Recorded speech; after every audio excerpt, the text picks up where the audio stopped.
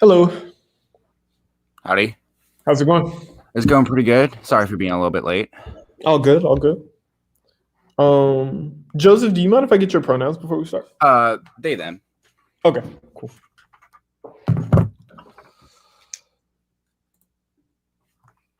Yeah, 8x8 always changes stuff. Yeah. There's so many different platforms that have been used throughout the years. Yeah. I coach and judge in high school as well, and so I almost joined as Judge Joseph Wofford. All right. Everyone okay with using speech drop? Yeah. Okay. Cool. Is the AF, which version of the AF is it? There's 3 on the wiki. Is it the one from Pi Kappa Delta? Yeah, it's going to be the one from PKD. Sick. A couple of new cards, but the makeup is exact. But the plan text is the same. Yep.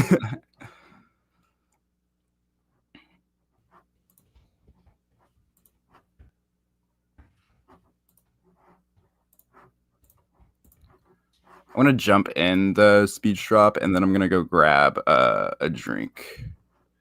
Okay. I am putting it in the chat now. Good to go.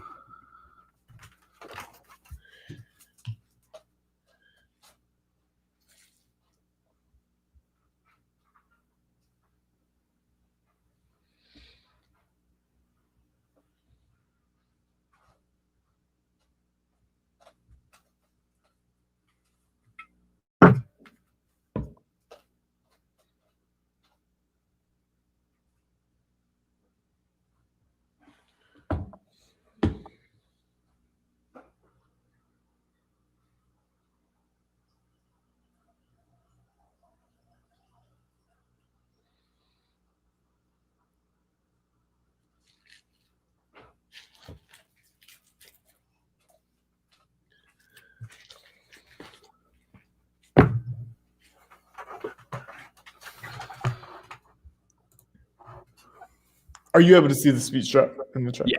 Cool, cool.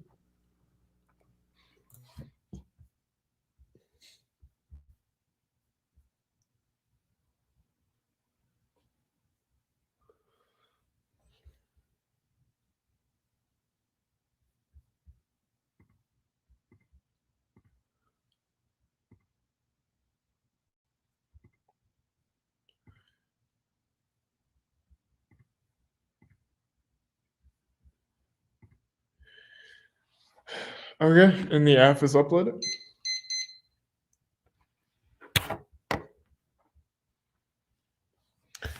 So if I could get some form of confirmation from the judge and my opponent, and I can get started.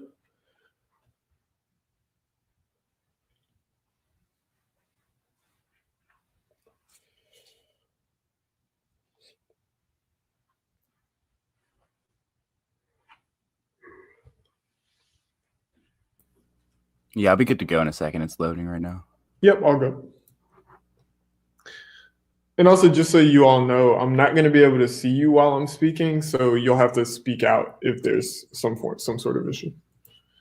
Sick. Same for me, so good that somebody else said it. Yeah, cool.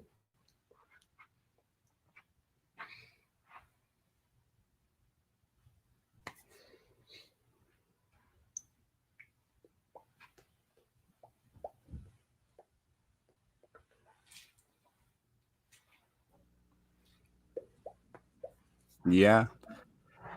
I think my word chose right now to crash. Oh, no. Hey, there it goes. Okay. Wait a sec. I'm going to go. I have a dog knocking at the door, so I'm going to go let them in, and then I'll be good to go. Okay, we can't hear you, or at least I can't hear you, Kelly.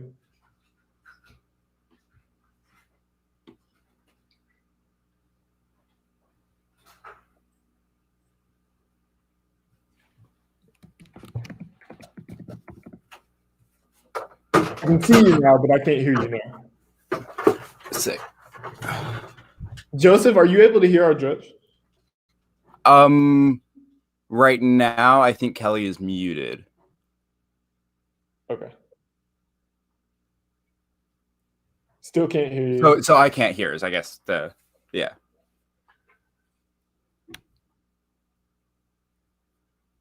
Okay, yeah. you're okay? Okay. All right, then. Yeah, let me mute myself and then I'm good. All right, cool. Then I will get started. All right.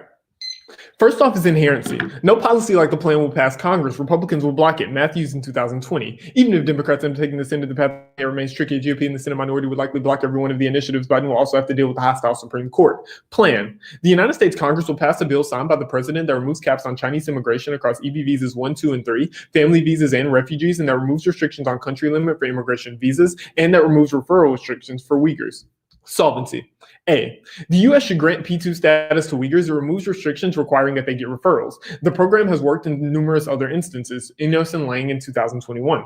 The most tangible thing the U.S. government can do to support Uyghurs is to fully use its refugee admissions program, making the Uyghurs a priority group for resettlement. P2 status enables candidates to bypass referral from other entities, whether they're currently inside or outside their country of origin. Washington has a track record of success with P2. Special status has been extended to help refugees from Myanmar and religious minorities in the Middle East. The special status could provide an important lifeline for those Uyghurs who have already fled China, yet continue to face persecution. For instance, in Thailand, Uyghurs face extrajudicial imprisonment. In Turkey, continues to deport Uyghurs back to China, even those to whom it has already granted asylum.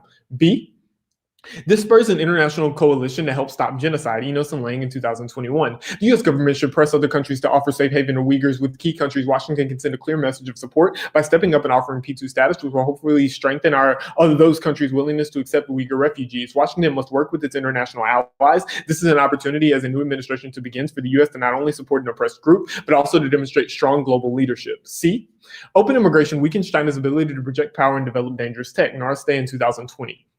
This represents a global opportunity to join investments from China. Every Chinese national with a college degree should be able to get a green card without a numerical cap. All the U.S. government has to do to wipe out Chinese government talent recruitment efforts and raise that percentage even more is allow them to come study, work, and live here with a minimum bureaucratic fuss and the removal of arbitrary visa restrictions. D. We have an ethical obligation to accept Chinese victims of repression, which is a huge part of the country. Letting in Chinese immigrants wins global opinion. Soman in 2020. China has detained some 1 million Uyghur in concentration camps. The wave of repression in recent years has also impacted the dominant ethnic group who question policy. And these and other victims of Chinese government repression deserve refuge. We can be the nation that even the populations of our adversaries can join. That's a much better image than being the nation that closes its doors. It also has a better chance of effectively countering China in any geopolitical competition and winning world opinion. And E. There are multiple ways that immigration sparks structural reform in China. McQuillan in 2020. Migration can pressure home governments to enact beneficial reforms because migration drains revenue and talent, sparks communication of liberalizing ideas, and generates remittances that can make some people less dependent on their government and more willing to speak out against it.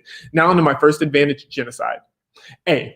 Independent analysis shows China in violation of every article of the UN Genocide Convention. Davidson in 2021. The Chinese government has breached every single article of the UN Genocide Convention. The report published by a nonpartisan think tank is one of the first independent non-government legal examinations of China's treatment of Uyghurs.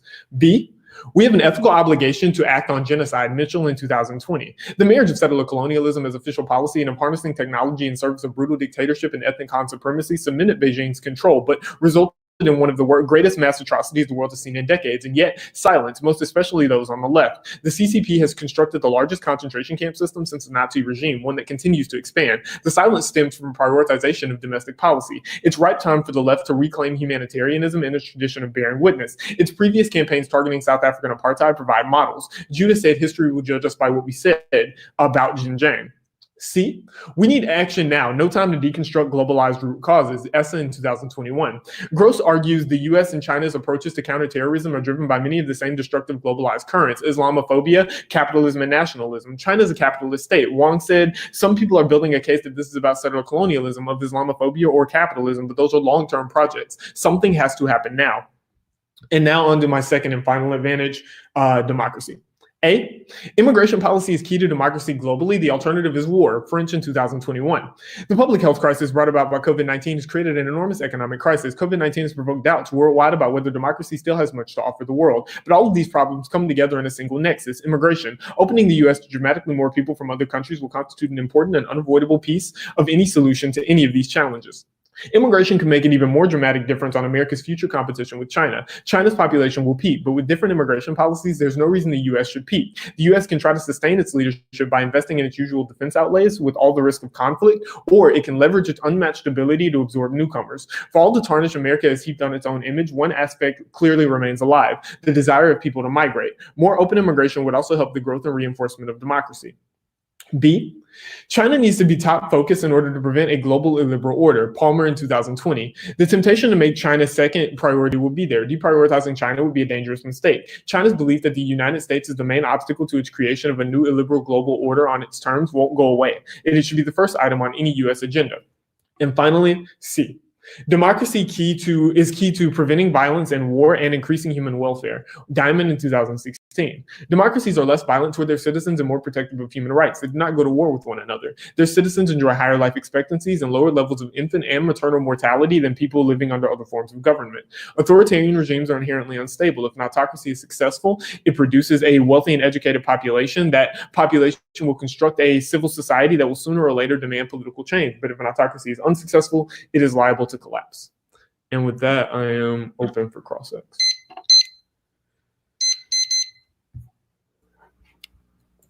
Let me get my timer and then I'm good to go. Okay.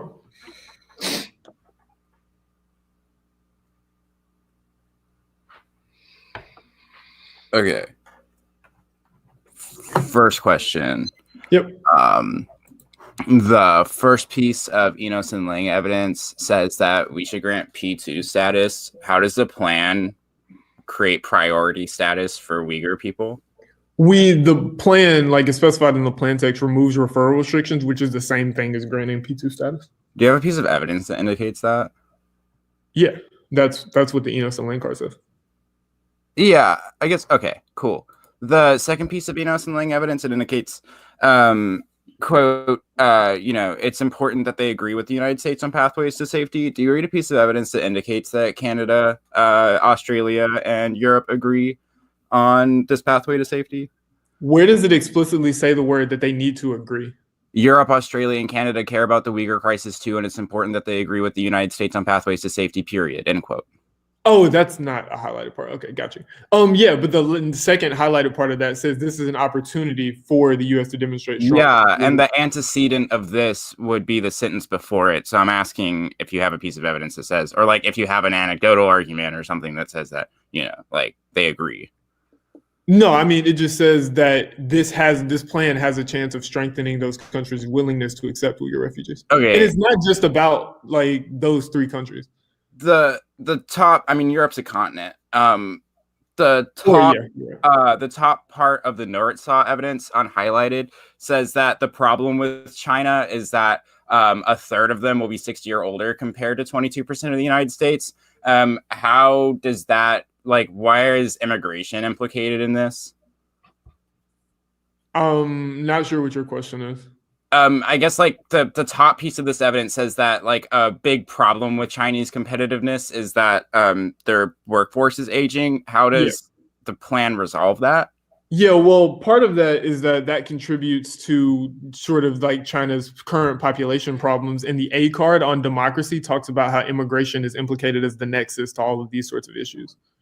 The McKeon evidence in the solvency, it indicates simply that migration can pressure governments to enact, like, because tax revenue and stuff. Why does China care about tax? Well, that's one of the warrants. The other warrants are that it sparks communication of liberalizing ideas and generates remittances, both of which are unique, like, warrants. But that's the reason why immigration's okay. The genocide stuff, I guess, like, why does like allowing visas here solve genocide? Like, they're putting these people in like concentration camps. How do giving them a visa resolve that? Right. So we read an argument that we have an ethical obligation to accept Chinese victims of oppression, but also the plan is a signal that helps to check back against China. And I can read additional evidence on that. Okay, that's fine. I'm going to take a little bit of prep starting now.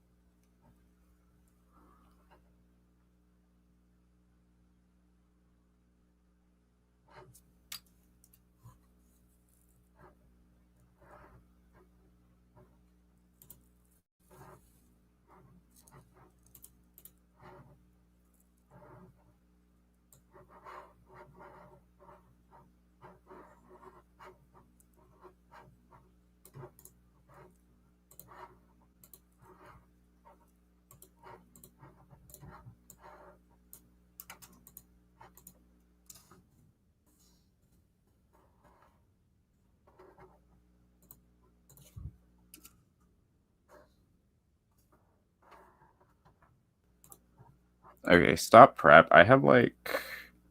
Oh, did someone else time that? Because I hit the timer button twice. I was not timing it.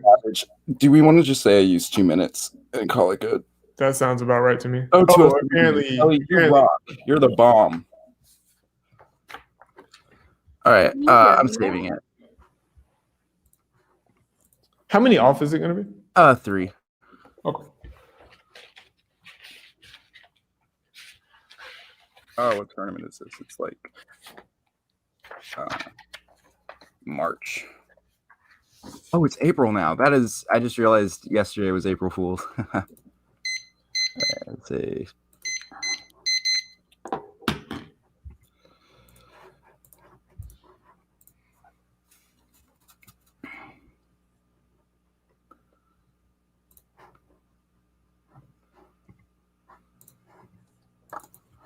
Okay, it should be up.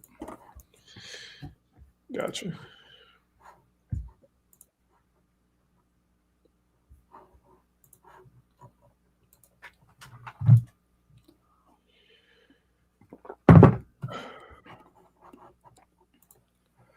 All right.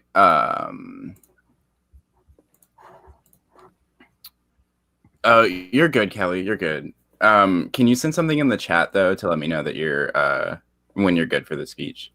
And then Tyler, you can just like say. Yep, I'm ready whenever you are. Okay. All right. Thank you.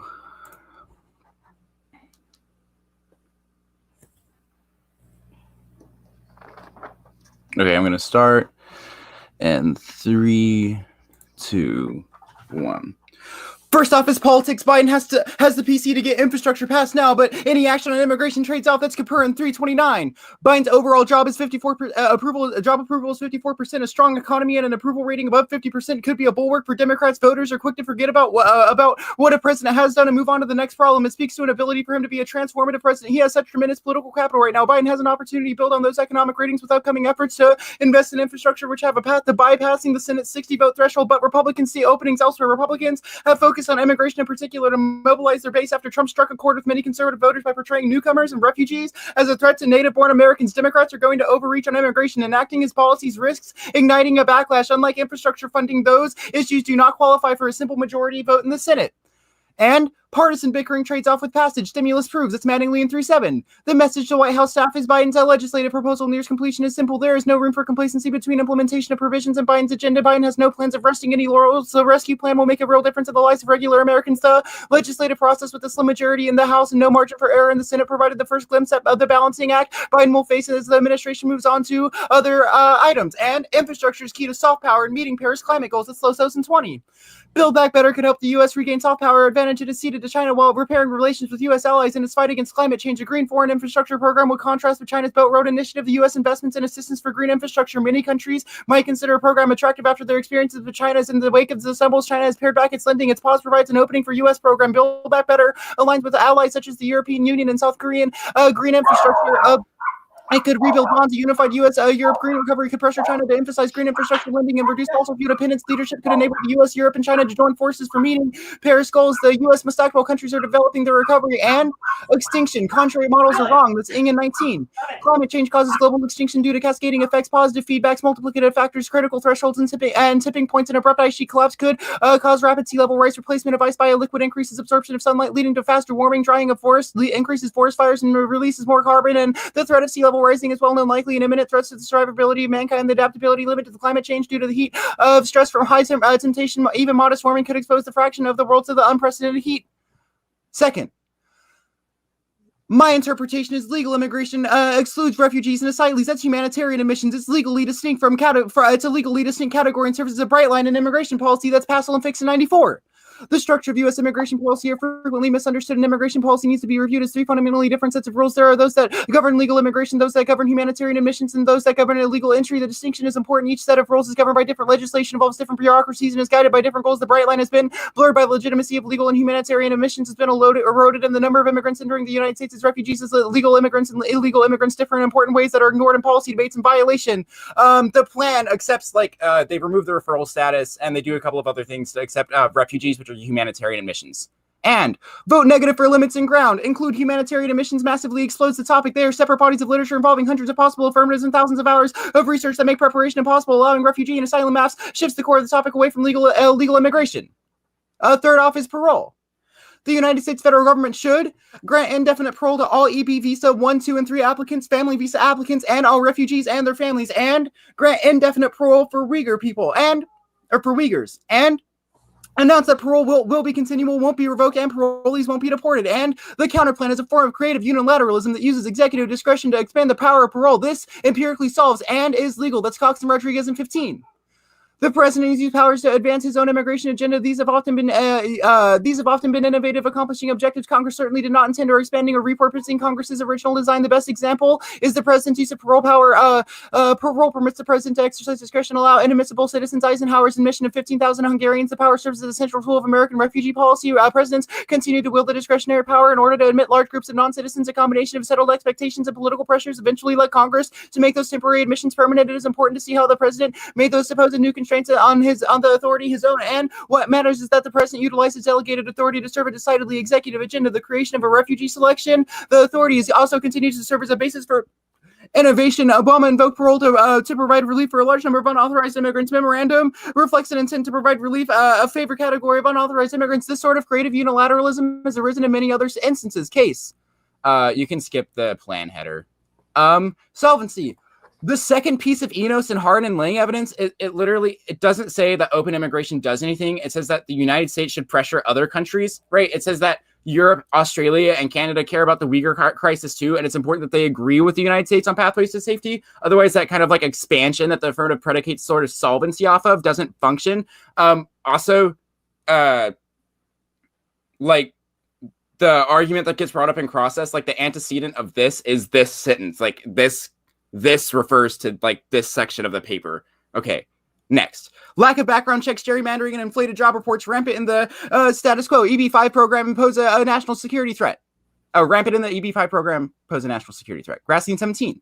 It is deeply flawed and has strayed very much from its original intent. Jobs created are not direct or verifiable jobs. They are indirect and based on vague estimates and economic modeling. There are no prohibitions against foreign governments owning or operating regional centers. Background checks aren't required for anyone associated with the regional center, and regional centers gerrymander targeted employment areas and the boundaries that they're in to encompass economically distressed areas in order to come at a lower investment level. These jobs created aren't actually created in those areas and projects that those in those areas, and nothing better supports the need for very serious reform rather than work done to draw the attention of the program's very real national security concerns. We have sent several letters and conducted transcribed interviews with key players of an NRC working group to assess how rampant fraud and abuse are in the program.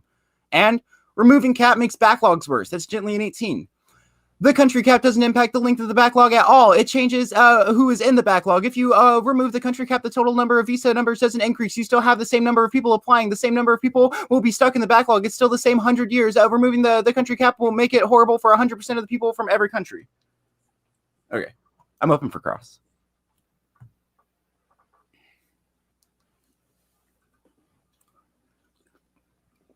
Okay, sorry about that. I had to navigate the million tabs I have open. It's the first round in the morning. Yeah. Okay. Cool. Then let's go ahead, and I want to start on case with the solvency stuff. So the first thing I want to start with is this argument about the EB-5 program posing a national security threat. Are you saying that? Are you attempting to securitize the issue of refugees, like refugees coming in?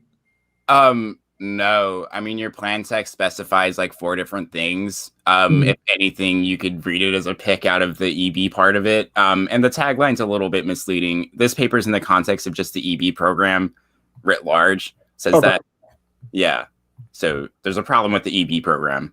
Obviously, the parole counter plan resolves any ethical, implicative arguments that you might want to go for, because obviously, UNT is very interested in the Uyghur crisis as well, and we'd like to do something about that. The parole counter plan kind of resolves those sorts of arguments because we've suggested a way to resolve those problems. What's the impact to the security threat?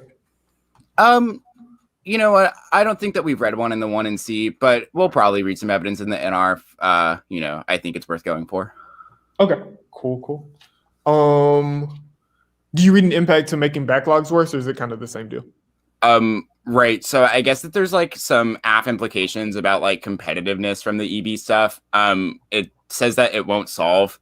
So the country cap doesn't impact. So if you remove the Chinese country cap, all that happens, especially because there's still caps in other areas, all that happens is the same amount of people from China apply, right? But the same amount of people can't be let in because they can't be processed. The backlog is due to a processing error, means that there's like no solvency. Okay. Just to clarify, moving forward in the debate, and this was something that wasn't asked in cross-ex, but we removed the entirety of country cap, not just for China. Okay, cool. So same thing, right? Again, it's a processing error, this evidence indicates, which means that they can't process, Yeah, for sure. Okay, going up to the T, I just have a clarification question about the violation. Yeah. The violation is just that we include refugees, and you're saying that's humanitarian admissions and that shouldn't be allowed, right? I mean, yeah, right. It's that portion of the plan text that indicates that you can include humanitarian admissions. We think that there's like, especially with the juxtaposition between the EB visas, I think that that's like a massive, a problematic. The pass don't fix evidence indicates that it creates like policy confusion when we don't know what sorts of policies we're debating about, especially since they're hindered by like different bureaucracies and so on. Okay. Then going up to the infrastructure DA, how is U.S. infrastructure key to solving global climate goals? Yeah, so the Losos evidence is sick. It indicates like a few things, but the most important thing is that we generate soft power by investing in green infrastructure, which the bill does. Okay, cool. I'm gonna take probably about 30 seconds of prep, starting now.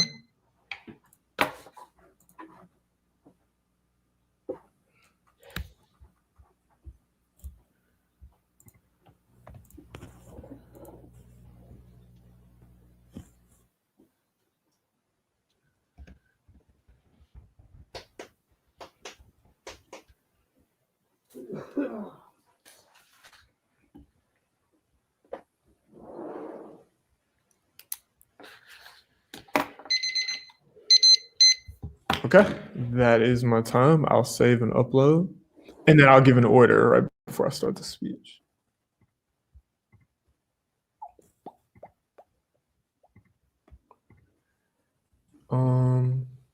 Okay, doc is uploaded, and 3:30 remaining. Cool.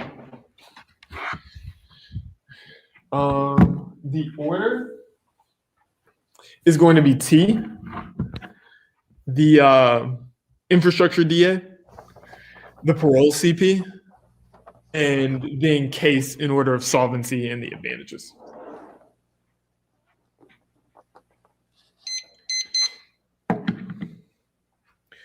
Okay, I got you, Judge, is good to go. Joseph, are you good to go? Yeah, I'm good. Okay, awesome. Then let's get started. Okay, first off, on the refugee T, we meet this part of the plan can fall under immigration reform, which makes their inter be relevant. 3, counter-interpretation. Legal immigration refers to permanent resident status. Rivera in 2019. Legal immigration refers to instances where non-citizen immigrants in the country legally under permanent resident status. There are several avenues for LPR, family-based visas, deployment-based visas, marriage-based visas, and refugee status. 4, we meet. All our app removes restrictions on avenues to LPR. 5, standards, A, ground. Negative gets all the same ground about bringing people into the U.S. and A, LPR being bad. B, education. Refugees are the immigration issue of our time. Excluding them means we don't really learn about the issue. C, other words, checks all their arguments. D, they misread the resolution. It never says immigration visas. ERF is massive. It deals with well over 1 billion people and covers a number of visas. There's plenty of ground. 6, good is good enough. We have reasonable interpretation of the topic. Searching for perfect interpretation detracts from an examination of the issues. Instead, we have endless topicality debates. This is bad for education. Now go to the infrastructure DA. First, major problems for infrastructure and rules means parts will be cut. Politico in 2021. A sprawling bill that can afford to lose 3 Democratic votes in the House and 0 in the Senate would also need to survive a slew of procedural hurdles. Senate rules may stop him from getting Biden's complete proposal to a floor vote. Some fissures within the party are already beginning to surface. Salt deduction could also be a point of contention. Next turn, the plan is a legislative win that is necessarily bipartisan. The fiat nature of the plan disproves the link. Next turn, immigration plan is keyed up momentum and goodwill goodwill necessary to more action and stopping backlash. Politico in 2020. Democrats, Joette said the Center for American Progress can't let any opportunity to pass for any legislative tool to go unused. Other advocates have urged Democrats to take wins where they can get them, saying it will build goodwill and an appetite for even more action. If Democrats don't begin moving those components, there will be a lot of backlash coming because everyone knows that this is the moment, said managing director for immigration for the Emerson Collective. Next. Turn. Biden needs to push on all fronts. It's the only way to secure wins, and political capital is not a thing. Roberts in 2020. Republicans will wage full-on war on Biden. Obama's efforts to collect and spend political capital were for naught. What happened was a wall of opposition for Republicans built on bad faith objectives. A fully polarized two-party system really is a zero-sum game. Any victories come at the other side's expense. Biden should run a blitz, do everything at once. By constantly blundering forward, Trump has helped chart which institutions provide real resistance.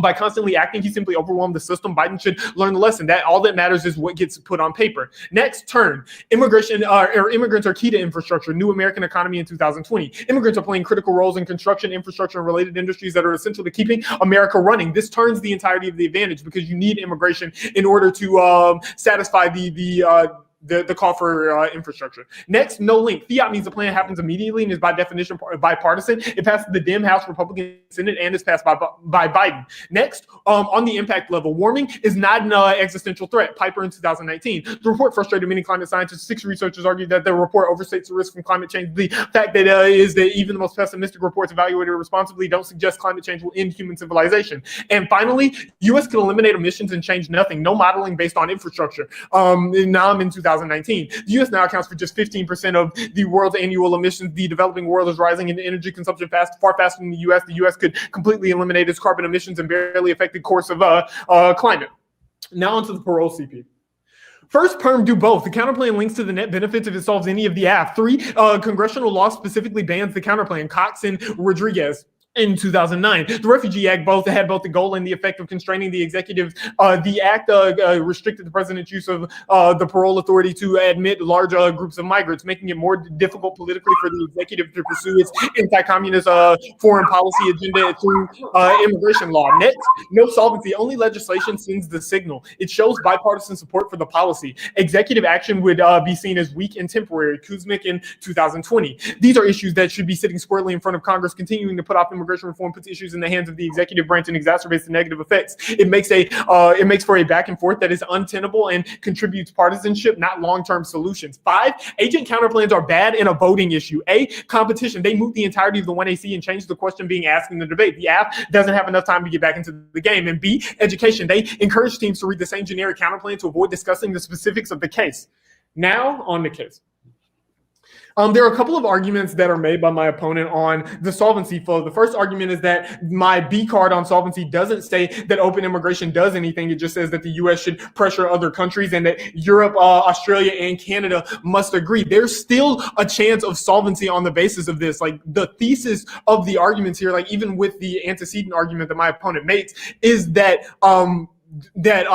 the only way to build an international coalition and to spur other countries' willingness to accept Uyghur refugees is for Washington to work with its international allies and to for the U.S. to offer a safe haven to Uyghurs by removing referral restrictions. Additionally, the P2 status, that we don't grant P2 status is nullified because my first A card on Enos and Lang says that P2 status is key because it removes the referral restrictions. And since we do that, since that's planned action, like we do what makes the P2 status, granting of the P2 status so key, like the affirmative solves. Next, my opponent says that issues in the EB program pose a national security threat. First, the securitization of refugees is bad and our conceded moral obligation claims outweigh, but also they don't get to read any impacts to this or the backlogs argument in the 1NR. They should have read impacts to these like turns and these solvency arguments in the first speech. I don't have like satisfactory time to respond to them. So on like as an underview to the solvency flow and the rest of case, like my genocide and democracy advantage, you can extend both of the advantages across case as completely conceded, including my 2 moral and ethical obligation claims, which means we outweigh and you have to vote affirmative.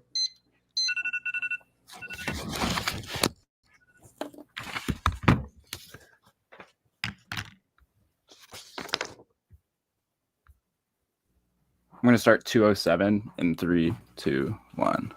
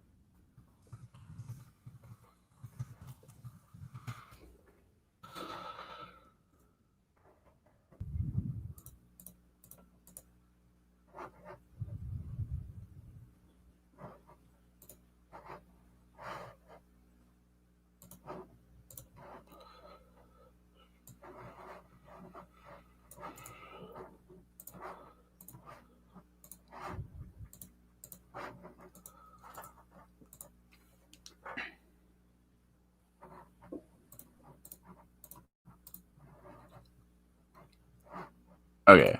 I think I have like one card that I'm going to read. So I'll send that.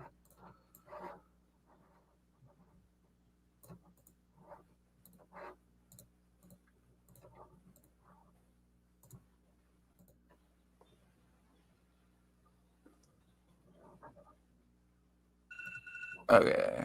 I'm saving the card now.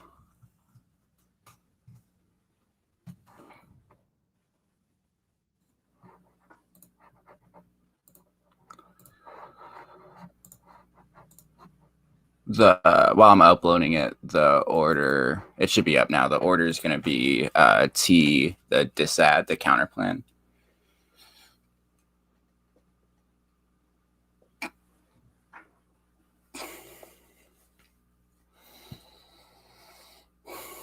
Okay, I have it up. I'm ready when you are. Okay, sick.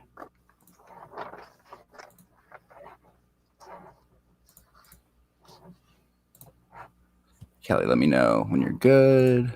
I guess I gotta open the... All right. Dope.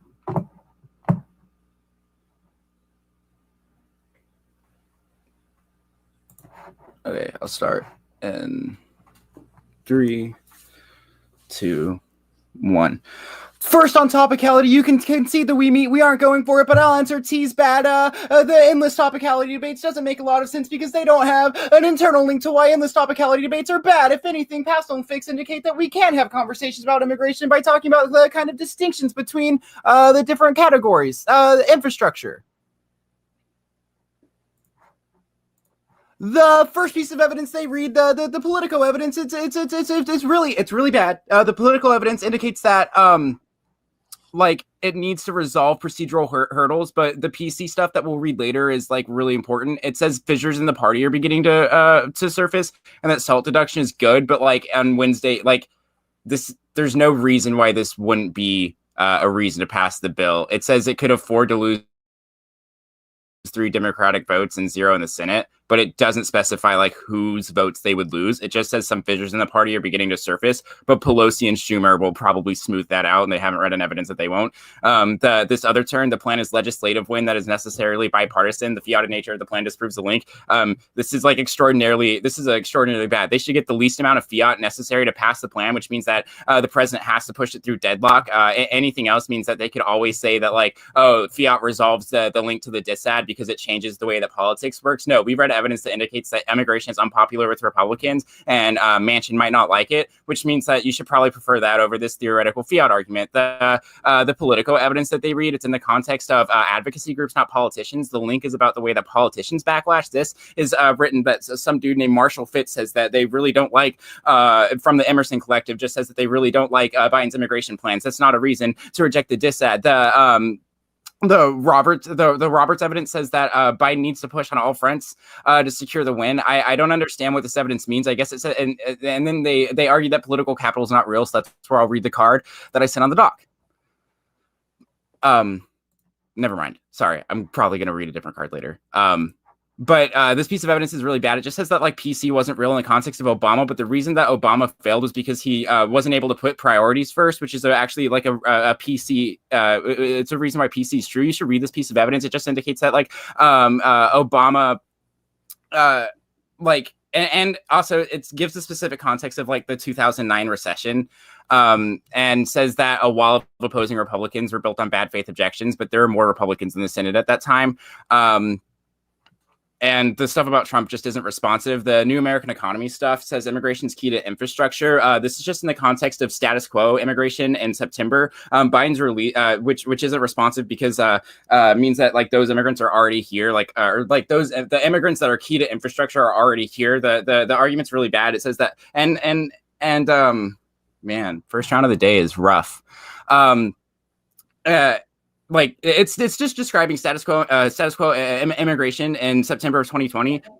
Like Biden's already done stuff that lets more immigrants come over. There's no reason why this answer is responsive. In this next fiat argument, I answered that above. Like bipartisanship is totally abusive. We've read a couple of pieces of evidence that indicate that Republicans don't like immigration, means that it creates implications for congressional debates. This Piper evidence is really bad. You should extend the Ing evidence here. It's a study that talks about why warming happens on an exponential curve, not on a linear curve. The Piper evidence assumes like a linear increase, but Ing is really good, says that as warming increases, things like wildfires and ice turning into liquid, which absorbs light, create an exponential curve to immigration, which will kill us all. The Losis evidence is really good here. It says that, and it also answers the NAM evidence. The Losis evidence is really good. It says that it's not so much that like people model based on infrastructure. The Losis evidence indicates that spending is really good because it forces other people to compete with us because green infrastructure is just really popular in the world. This evidence, that the NAM evidence specifically is really bad, says that it says that carbon emissions. It just says that the U.S. is the highest contributor right now, which is probably a reason why the Losis evidence is actually true, because it indicates that, when we pass the infrastructure bill, it puts $4 trillion into green technology, which resolves all the problems that Nam and Piper are talking about, because it produces a kind of a method that forces China to compete with us over doing good things. That's like the whole idea of the dissad.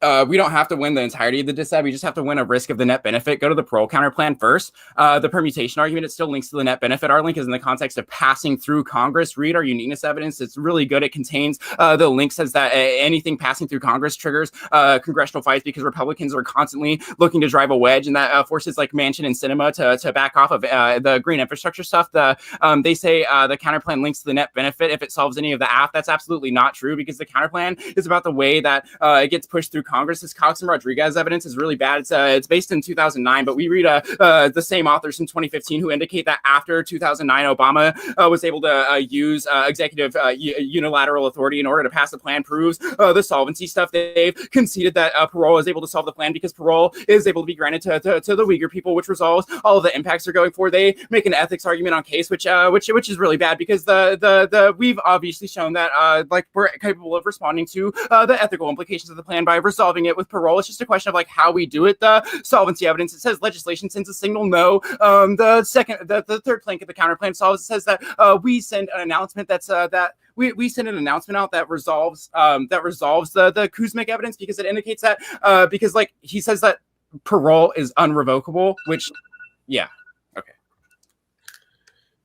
Just to clarify, 8 seconds left. What'd you say? Oh no, never mind. Just to clarify, you didn't read that new card, right? No. Okay. I'm gonna take my 3:30. Starting now.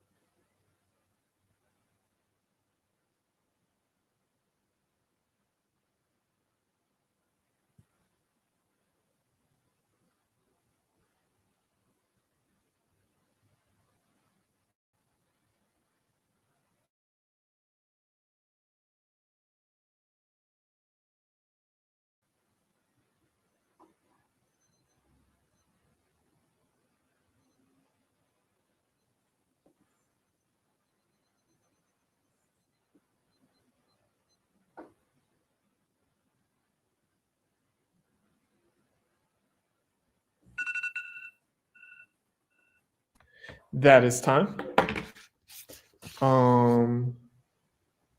Yeah, so obviously no new cards. And the order is going to be case on top,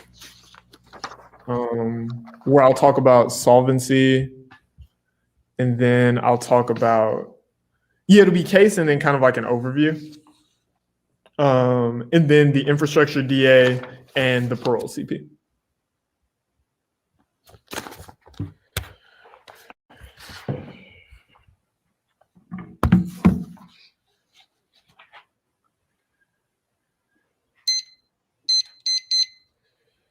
All right, when everyone's ready, if I could get some confirmation.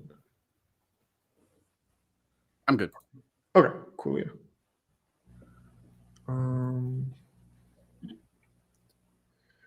All right. So first off, on solvency, you can extend my A card that the United States should remove restrictions and grant P2 status, that it spurs an international coalition to stop genocide. These arguments were functionally conceded. My opponent did not get to them in their speech with enough time to satisfactorily respond to the arguments and the contentions that I made. Additionally, there are no arguments that are put on the fact that open immigration weakens China power and tech, and my D card that we have an ethical obligation to accept the Chinese victims of oppression. That means you sign your ballot right now, because the affirmative is the only functional method within this debate to accept victims of oppression, especially when I prove why the counterplan is undesirable and unpreferable. And extend that immigration leads to structural reform in China. There were no arguments made on this either. And then extend cold conceded advantages, so that China is committing genocide, that we have an obligation to act on behalf of this genocide, and that we need action now. And additionally, that immigration is key to global democracy, that the alternative to this is war, which checks back for my opponent's existential impacts, that China needs to be the top focus to prevent a global illiberal order, and that democracy is key to prevent violence and war, and prevent and increase welfare. Excuse me. So the plan solves in 4 ways. The plan shows a resolve for human rights, which causes China to back down. The plan builds an international coalition to check China. We let in workers, which undermines their capabilities. And the immigrants put pressure to reforms on China that make China less regressive and renders them a non-genocidal state eventually. Additionally, the counter... Yeah. So we can go to the infrastructure DA now. The main thing to take away from my case overview, though, is just like most of case has been conceded, including my ethical obligation. That outweighs anything else in the debate. But even if you don't buy that, going to the infrastructure DA, first of all, my first contention is mishandled. This first card is not about a bill not being passed. It's about procedural hurdles, which means that the bill that eventually gets passed on infrastructure won't be the same as what's currently proposed. So there's no way to know if it'll actually include all of these climate provisions. Additionally, on the responses to my that the plan is bipartisan, that fiat solves the link. The interpret fiat that my opponent reads is bad and should have been read in the 1NC. This is just a problematic version of fiat that doesn't solve or that doesn't answer back. But additionally, my opponent reads PC as if it's actual currency. It's fictional, and my card on that says Biden must push on all fronts to secure wins warrant has other warrants. That's enough to satisfy the infrastructure DA. Additionally, there's nothing to link the infrastructure DA to, because the parole CP is problematic. One, my opponent dropped agent CP is bad. My opponent dropped no solvency, and my opponent dropped that the CP wouldn't even be allowed, that it's banned. So there's nothing to weigh on the CP, and genocide outweighs. Whew, good debate. Can you all hear me now? Yes. Okay, cool. Yeah. So I did take out my headphones. So I'm going to be able to read my RFD. I'm going to take this time now to go fill out my ballot, and I will be right back with y'all. Okay. Yeah, I'm sorry about that round. I had an anxiety thing halfway through. It was the strangest shit. No, you're fine. Yeah, I don't know what happened. I had a mini anxiety attack for a second. That was the weirdest stuff. It was Yeah. Oh man, that hasn't happened to me before. That was weird. What if I have stage fright? Oh, someone said streaming and I went, oh, can't debate anymore. Yeah, me too.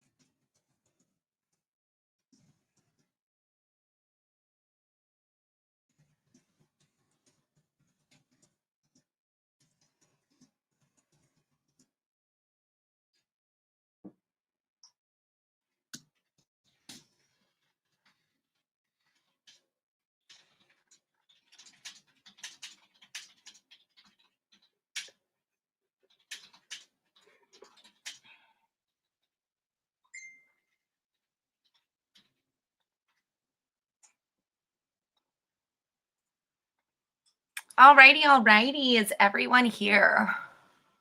And can y'all hear me now? Yes, I can hear you. Yeah, I can hear you. I'm here. All right. So sorry about that, y'all. It was really funny. I was trying to speak to y'all before the debate happened, and I was like, wow, these debaters are just ignoring me. Like, okay. I was like, whatever, we'll just do this. Because I was like trying to see if y'all had questions, and then I was letting y'all know that like I'm in a dual forensic household. So the reason I won't have my camera on is because of the bandwidth in our apartment. And it was just me. It was like my mic on my headphones. So that's really funny. I'm glad y'all can hear me now because I was worried about giving me RFD, but cool beans. Awesome. So what I'm going to do, if y'all haven't been judged by me before, is I'm just going to read my RFD and then I'll open the floor for questions. Okay. Cool beans. So great job today. First round of the tournament. So I ended up voting for the affirmative in today's debate because I think that they're winning that war and genocide outweigh the non-existential threat of climate change. I think that the negative isn't spending enough time on the CP debate. There isn't enough offense on why the permutation is not legitimate and or responses to why all actor counter plans are bad and abusive. I think that both debaters could be doing a better job of internalizing the impacts across the whole entire debate. I think that a lot of times there's like two ships passing in the night and we're making a lot of claims that are just unwarranted and not theoretically legitimate. So at the point where the permutation checks back for the counter plan and the neg kicks the T, it is the politics DA versus case. And I think that the AF has sufficient turns that are dropped by the negative to mitigate the politics DA. I honestly don't buy that fiat checks back for politics DAs. I don't think that the AF defends these claims or that they are necessarily theoretically legitimate, so I don't vote there. I think that the AF is winning, that the plan outweighs the counter plan, outweighs the disadvantage, and that there's no way of knowing that the infrastructure bill that is going to pass now would be the same regardless of passing the plan. Also, I buy that the articulation of the infrastructure bill wouldn't actually solve back for climate change because of the impact defense that climate change is not an existential threat, and therefore we should prioritize via the ethical obligation, genocidal, and the war impacts. So there are a few things in this debate that were a little frustrating for me. I think that the negative team needs to have impacts coming out of the 1NC for topicality. So you're giving me nothing that even if you collapsed it to vote for coming out of your constructive speech. So we have nothing talking about the LD rules, education, or fairness. We're just talking about like our standards and then kind of jumping to our next piece. Further, I think that if you're going for a topical counter plan, you need to be spending a lot more time in the constructive speech explaining why it's theoretically legitimate, why your like offense on case doesn't link to the counter plan, and why it's legitimate. So I'm buying a lot of the claims from the affirmative that, hey, like this is just the AF.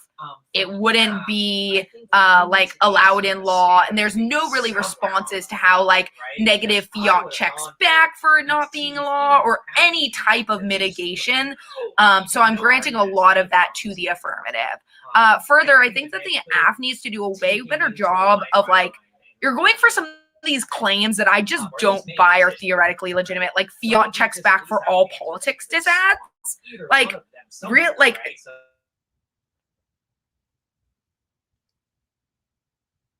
garner that, or what ground would be left for the negative team? I'm sorry, so negative. You cut out. I'm sorry. Bit. Sorry, you cut out a little bit. Can you like kind of restart with that? Yeah, of course. So sorry. Usually I have my headphones on, so my partner and I are both giving our RFDs right now. So hopefully my mic isn't picking up his as well. So basically what I was saying is that your claims on the disadvantage about how, let me go to it specifically. So I think you're right. 1 second. Canada, so that just leaves case. Now I think that the NR makes the case pretty close here. No link fiat means that the plan happens immediately and by definition bipartisan. It passes the Dems, House, Republican, Senate, is passed by Biden. And then also, I thought there was another one. Yeah, I know which ones you're talking about. Yeah, so I think that like these are just not advantageous to you. I think you're wasting time running these because I don't know how many judges would pick you up on these type of claims. Like that literally means that the negative team can